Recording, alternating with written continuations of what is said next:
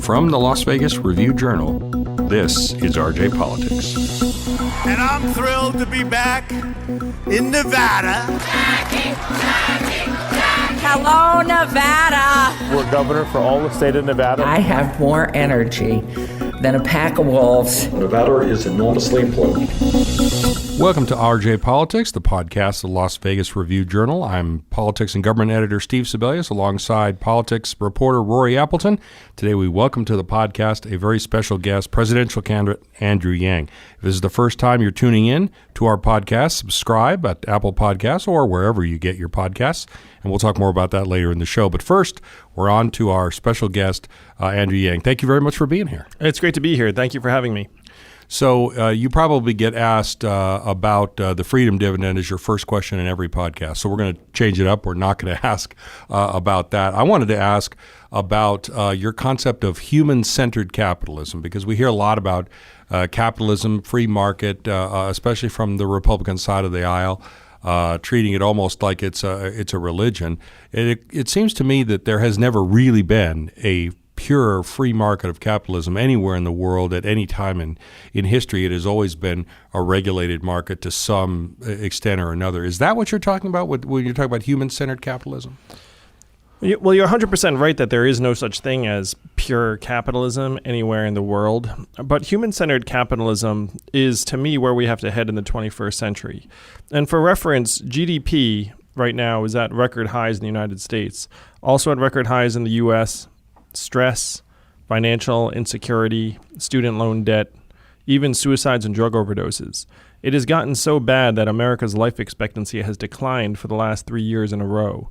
You have to go back 100 years to the Spanish flu of 1918 to find another time in American history that our life expectancy declined for 3 consecutive years. So you have to ask yourself, if GDP is setting new record highs and our life expectancy is heading the other direction, what's wrong? And what I'm saying is that the measurements are wrong, that having our economy optimized for capital efficiency and productivity is killing us. It's grinding us up. And what we have to do is we have to actually say the goals of our economic progress should be our own health and life expectancy, our mental health and freedom from substance abuse, our children's success rates, how clean our air and water are. We have measurements for these things, and if we actually use those as the new American scorecard, then we would see the depth of our problems and what we need to do to solve them. So it's really a complete change of mindset toward how we approach the economy and what we want to get out of it.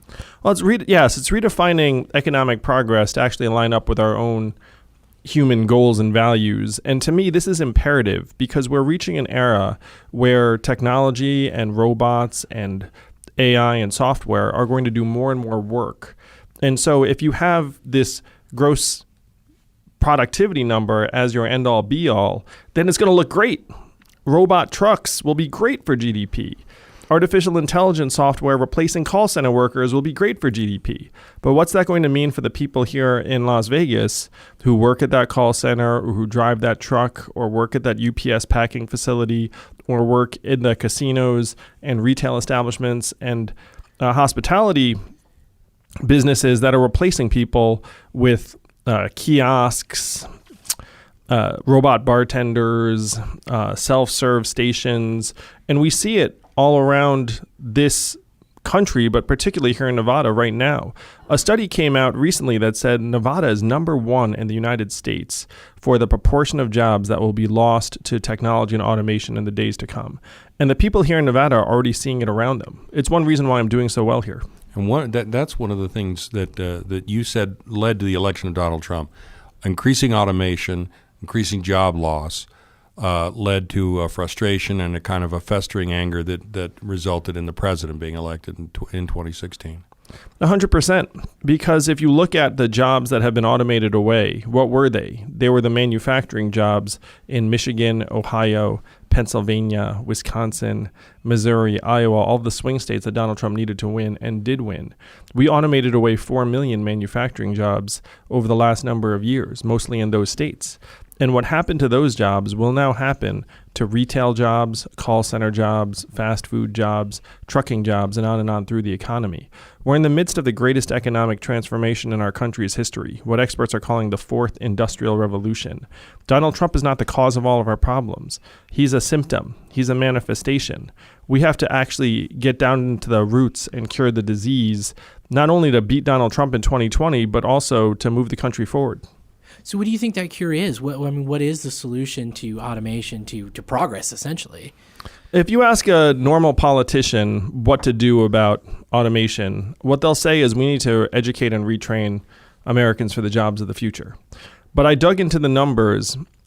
The studies show that retraining programs for displaced manufacturing workers in the Midwest were almost a total failure. The success rates were 0 to 15%. Half of the manufacturing workers that lost their jobs in the Midwest never worked again. And of that group, half filed for disability. And you then saw surges in substance abuse and drug overdoses and suicides in those communities. So when a politician talks about education and retraining, it's a lazy, irresponsible fantasy that they are selling. Because if you actually follow up and go to the displaced workers in a UPS facility or a warehouse or a casino or wherever they're getting kicked out of, there's not a real retraining effort going on. We just pretend that there is so that people feel like it's happening, but it is not happening. So is that where the universal basic income comes in to sort of offset with that? Or do you have other plans specifically for sort of the future of work? That is where my freedom dividend comes in. And for those who haven't heard of me, the plan is to give every American adult $1,000 a month starting at age 18 until the day you die. And this would enable us all to better adapt to the transition of this unprecedented fourth industrial revolution. It would make us stronger, healthier, less stressed out, would improve our relationships, would improve our ability to do the kind of work that we want to do, to make moves, to start new businesses, in some cases to go back to school, because if you're in a position where that's going to help, then we should help people do that. The freedom dividend would be a game changer for millions of Americans around the country. And if you're listening to this right now, imagine if you were getting an extra $1,000 a month for every adult in your household, how much that would help you. Absolutely. And is that something that, when people, I assume the number one knock would be, giving money away for free, the cost of it. Is it your position then that, those costs, we pay for that in different ways, like what you said, through mental health, through various other things like that? Is it your position that the cost would actually be offset in other ways, or how would it be paid for? The trickle-up economy does largely pay for itself, because if you imagine everyone in Nevada getting $1,000 a month, where do they spend the money? Most of it goes right back into their communities, to local businesses, to daycare, to car repairs they've been putting off, to Little League signups, to local cultural organizations. That's where most of the money stays. But the big way we pay for this is by giving us all a slice of the 21st century economy. Amazon, trillion-dollar tech company, is leading to the closure of 30% of America's stores and malls. Being a retail clerk is the most common job in most of the country. The average retail worker is a 39-year-old woman making between $9 and $10 an hour. So the math right now is that Amazon is soaking up another $20 billion in business every year, closing 30% of America's stores and malls, and literally paying zero in taxes while doing it. So if we give the American people our tiny fair share of every Amazon sale, every Google search, every Facebook ad, every robot truck mile, we can generate hundreds of billions of dollars in new revenue very quickly that would largely pay for the freedom dividend for us all. A study just came out that said that our data is now worth more than oil. The question is, who's getting that money? It's certainly not going to us. No one got their data check in the mail. What's happening is the data checks are all going to Facebook, Amazon, Google, and the biggest tech companies that are paying zero or near zero in taxes. So the freedom dividend would essentially be paid for by taxes on tech companies alone, or would there be taxes on individuals, wealthy individuals, high earners, middle class? Well, there's a joke or a saying that says, "Why did you rob the bank?" Because that's where the money was. We have to go to where the money is. And right now the money is all flowing towards the biggest tech companies. My plan is to adopt a similar tax mechanism that's been adopted in many other developed countries, because they're looking around saying, okay, it's unacceptable that you have the biggest companies paying zero in taxes. So they've set up a mechanism where the public gets a tiny slice of those sorts of transactions. Great. And I wanted to ask, just specific to Nevada, I mean, what have your operations been like here? Have you added staff? Have you added bodies and everything? Yeah. How many offices do we have now? One, but we've got 2 more on the way. So I'll probably be attending an office opening while I'm here, and we're staffing up all the time. I was just saying before the interview got started that the returns here in Nevada are sky high, where anytime we send out a message here, it gets picked up very, very powerfully, in large part because people here are smart. They see what's going on around them. We had an event at a union hall just a few weeks ago here in Las Vegas, and they said that it was the biggest crowd they'd had of any candidate this cycle. So we're here to stay in Nevada. We're going to compete, and I believe we can do very, very well, perhaps even win this state. Is Nevada's closed caucus system, is that something that sort of frustrates you? Because it does seem like your campaign is a little apolitical. It kind of appeals to people who might not be lifelong Democrats or anything like that. You know, independents, people who are in third parties, people who are Republicans aren't going to be able to participate in the choosing of the president. Is that something that frustrates you at all, or is that something that you guys are trying to break through in some way? Well, one thing about the caucus system is it rewards people who are really passionate and clued in, and that mirrors our base of support here in Nevada. So the people that are for, and you can look at, this isn't just me speculating, if you look at the numbers, we have the highest enthusiasm rate for any candidate in this race. When people decide they're going to vote for Andrew Yang, they're not going anywhere. Great. And I wanted to ask, too, just about support among young people. It's something that I've noticed just going around covering all the campaigns here is support from college-age kids, from a lot of just like younger people. Is that something that you've seen nationwide? Yeah, the Yang Gang does skew a little young, and I think it's in part because I'm a very internet-friendly candidate. I'm also on the younger side myself in terms of the field. But I'm passionate about the fact that we have really shafted young people at an epic scale, and they sense that. And I'm a parent myself. I have no desire to leave this shambles of a country for the next generation. We need to clean up the mess, and I think that young people sense that I'm looking out for them. So there's a contrast going on now in the current election. You have a lot of conventional candidates. People who say, look, when the Trump era is over, whether it's in 2020 or 2024, whenever it ends, we'll go back to normal. Things will go back to normal. There's other people who say, no, this was a tremendous disruption and there is no back to normal. So these conventional candidates running conventional campaigns are not going to succeed. It's going to be unconventional going forward from now until the next big revolution. Obviously, you probably fall in that latter camp. Yeah, we have to face facts. Tens of millions of Americans voted for the narcissist reality TV star because they thought that government was not actually addressing the challenges of this time.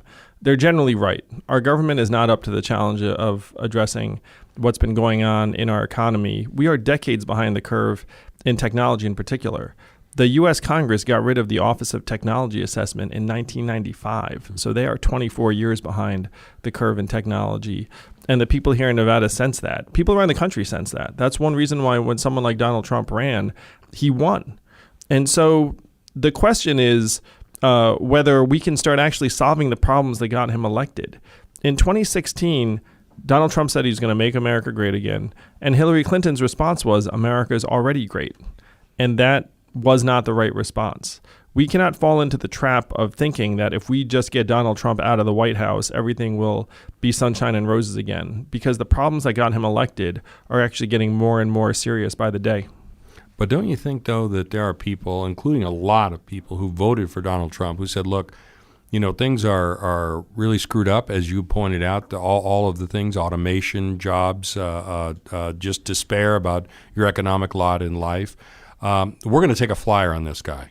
And they did. And now they've seen the consequences, and they've seen the chaos that can result from, foreign policy that isn't really thought through, domestic policy, trade wars that are not going well for people, including people who voted for President Trump.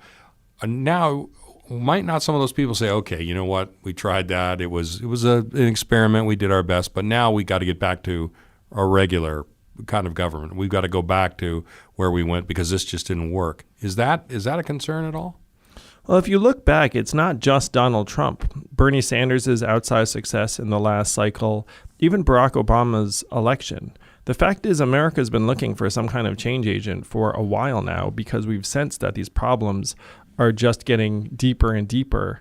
And to me, thinking that the most insidery politician with the most government experience is going to solve the problems is not where most Americans are. Certainly not where most people here in Nevada that I've talked to are. Our faith in government has been shaken for some fundamentally good reasons. Like government has not actually been successful in making an economy that works for us. If you were born in the 1990s, you're down to a 50-50 shot of doing better than your parents. That's the American dream that's dying. If you were born in the 1940s, that probability was 93%. So you can see the direction we're heading. Americans feel that, and that's why we're looking for a more significant change. So last question I just wanted to ask you real quick was, it seems like your path forward through the Democratic field is going to be rather tough because you have these established candidates who've been around for a long time, very, very, very well funded. What is your path to sort of break through and get some of their supporters to kind of come over to your way of thinking? The great thing is most Americans are just tuning in now to the 2020 election.